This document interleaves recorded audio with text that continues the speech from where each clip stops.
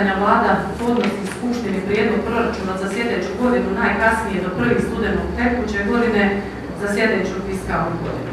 Prijedlog proračuna od strane Vlade Skupština je zaprimila 22. prosinca, a mi zastupnici smo isti dobili 23. prosinca, a da opet ponovim, to sam spominjala i prethodne godine, opet po hitnom postupku, bez javne rasprave. Ne vidim zašto je to tako, jer s ekonomske struke svi znamo kako se prave planovi proračuna. Znači, plan proračuna se pravi na osnovu 11 prethodnih ili 10 prethodnih mjeseci koje ste imali u tekućoj godini, dodate povećanje od 10%, s tim da je ovdje dodano i vidjeti povećanje od 9% za plan prihoda.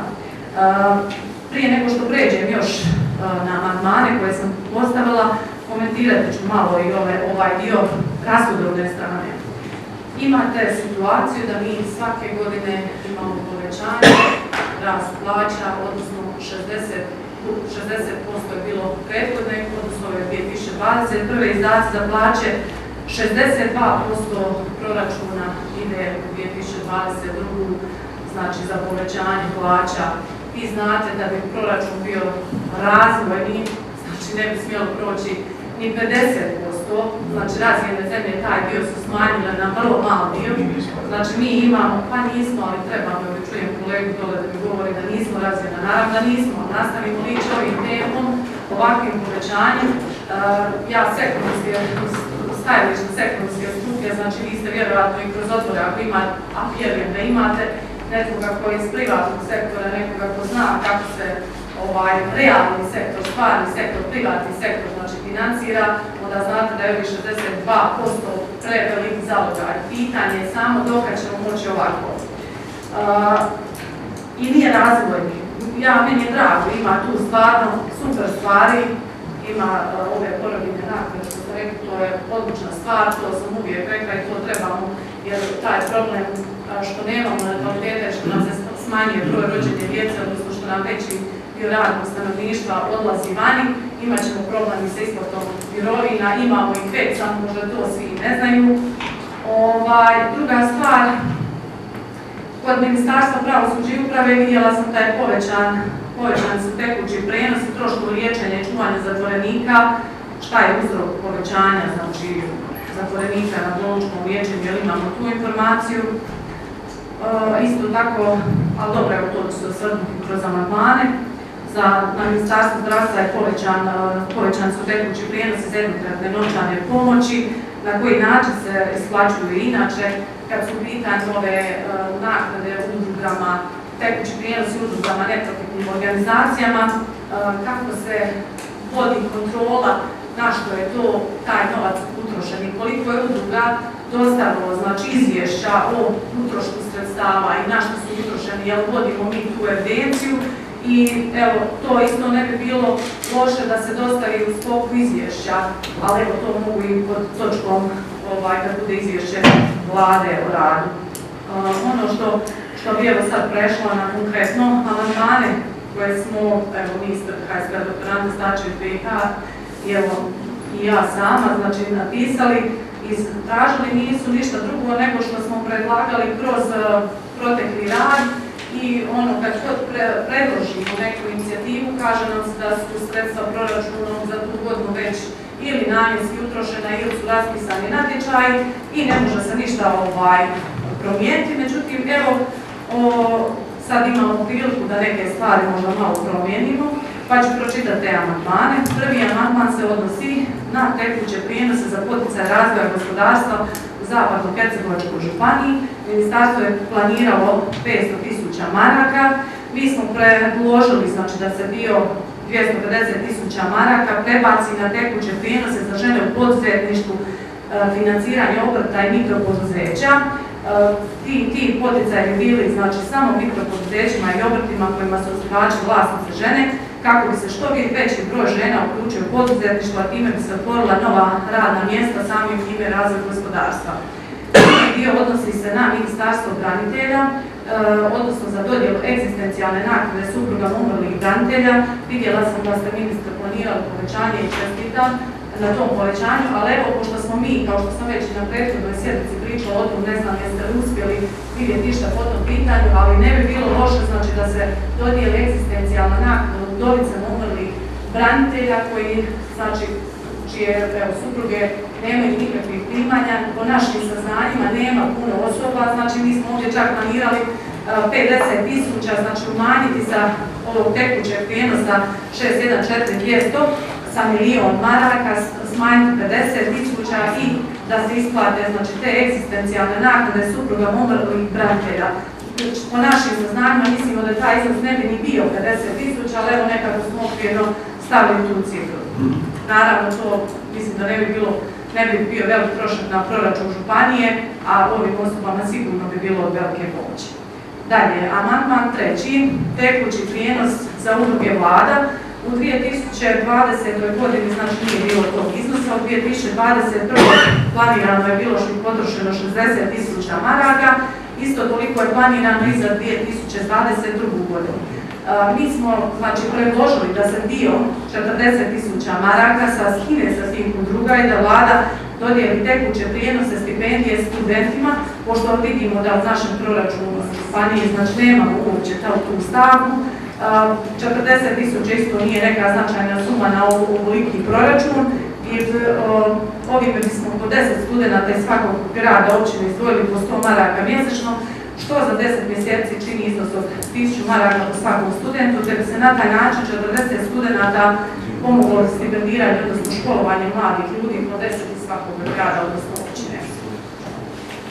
4. amandman, ponovo se vraćam na onu istu stavku koju sam spominjala, ja mislim, svake godine.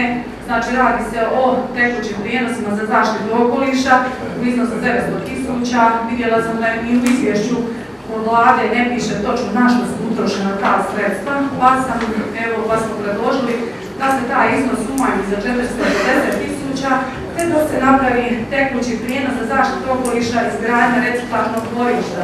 Da se, znači, naprave smjernice, davanje udrugama, ne znam, nije ovim onim, ne znamo koliko to doprinosi. A kako ste napravili jedno reciklažno dvorište, zaposlili biste ljude, znači stvorili biste nova radna mjesta, riješili biste problem odlaganja otpada koji se može reciklirati. Tako da je to jednostavno nešto što nam je prijeko potrebno i čim prije treba se napraviti. Amandman 5. se odnosi,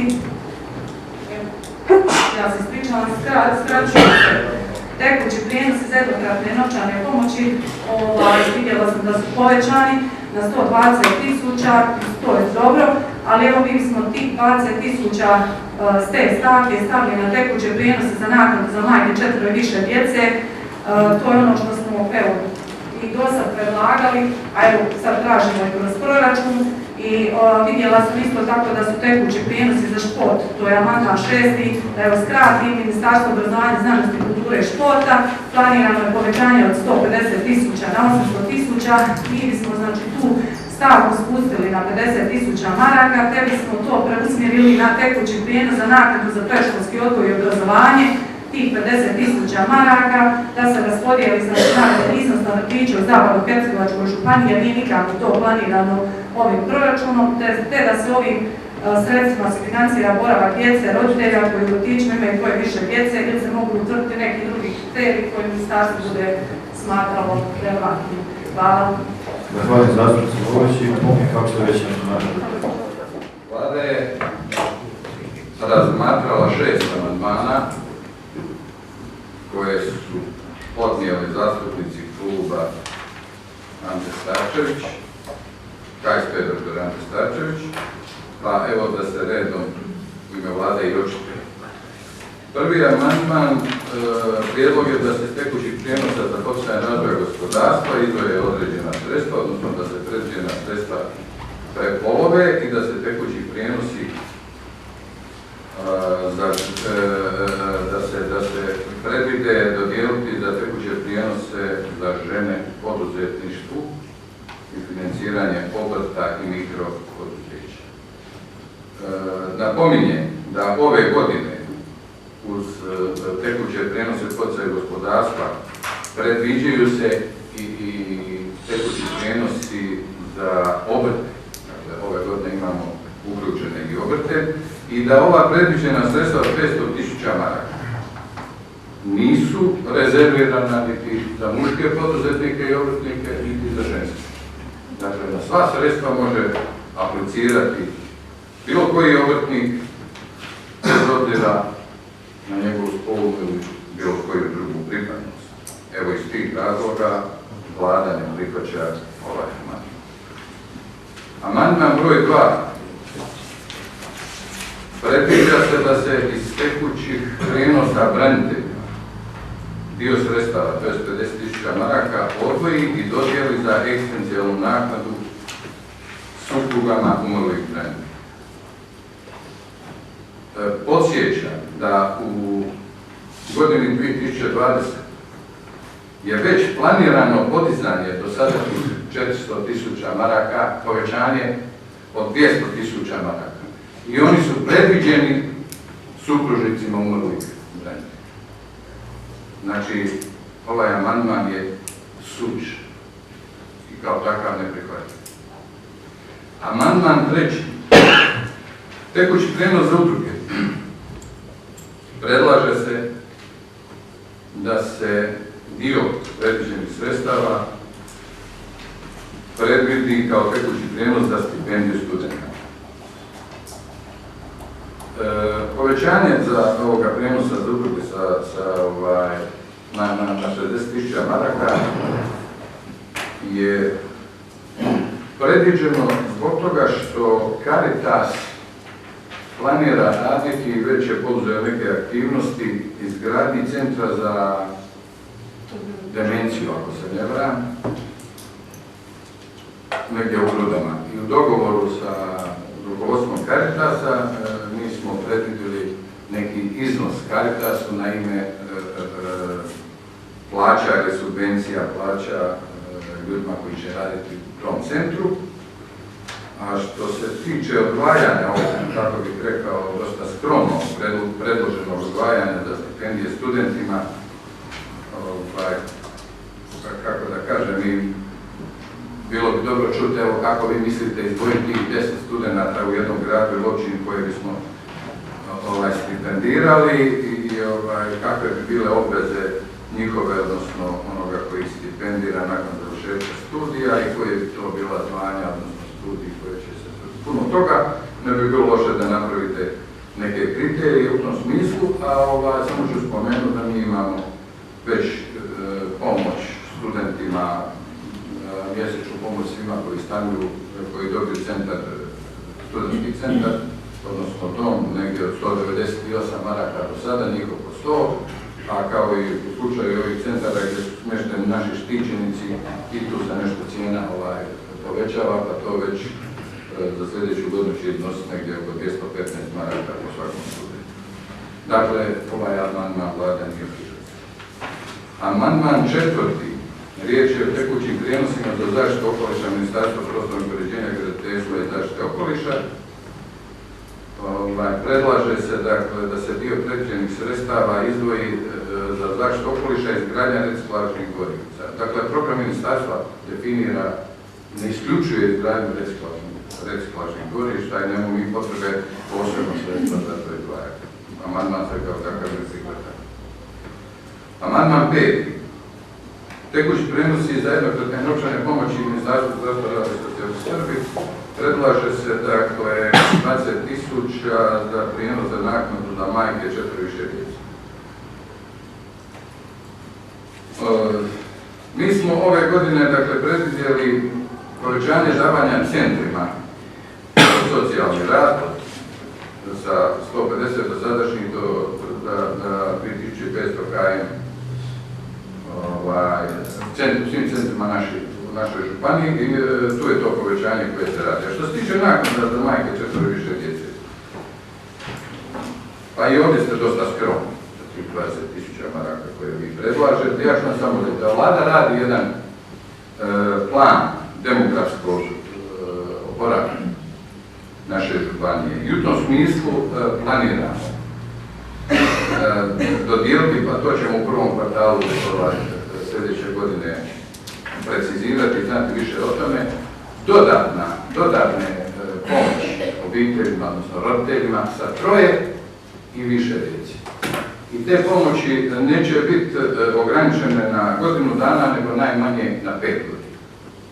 Dakle, negdje do polaska djece u školu, kad opet imaju onda kao školarci određene povlastice koje je ova vlada osigurala.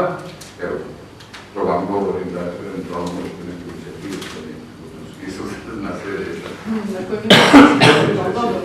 Sad ću ja vam odgovoriti. Prosto, malo se šalim, dobra vam je inicijativa, sam kažem, mi smo je već u fazi realizacije na jedan drugi opsežniji način. I kao takav amandman, dakle, ne možemo prihvatiti. Je li to bio 5? Amandman 6. Tekući prinosi za šport Ministarstva obrazovanja, znanosti, kulture i športa predlaže se da se dio sredstava odvoji za naknade za predškolski odgoj. Ovako, mi već imamo, dakle, 6 teta, kako kažemo, plaćamo s proračuna u svim vrtićima u našoj županiji. Zato na djece škole. Dalje, sva djeca sa posebnim potrebama u privatnim ili javnim vrtićima su na financiranju, za njih plaća ministarstvo plaća troškove vrtića. Znači, da ne spominjem tu edukativno rehabilitacijski centar u Ljubuškom, pa dom Marijana Šanara i tako dalje. Znači, znatno veća sredstva mi izdvajamo u tu svrhu koju vi predlažete ovdje da uzmemo 50.000 maraka, tako i da mislim da je ovaj amandman 6 nepotreban. To je takav. Zahvaljujem predsjedniku vlade. Predsjedniče, hvala vam. Ja sam naravno očekivala da će kao svih dosadašnjih godina u ovoj skupštini na sve moje amandmane, osim jednoga, moram to priznati kad je bila tehnička pogreška u pitanju, biti odgovor, ne, ništa nisam više ni očekivala. Kad predložimo nešto više, vi kažete da je to previše za proračun, kad predložimo nešto manje, kažete da je to premalo, ali nema veze. U svakom slučaju sad glasa po svojoj savjesti. Hvala.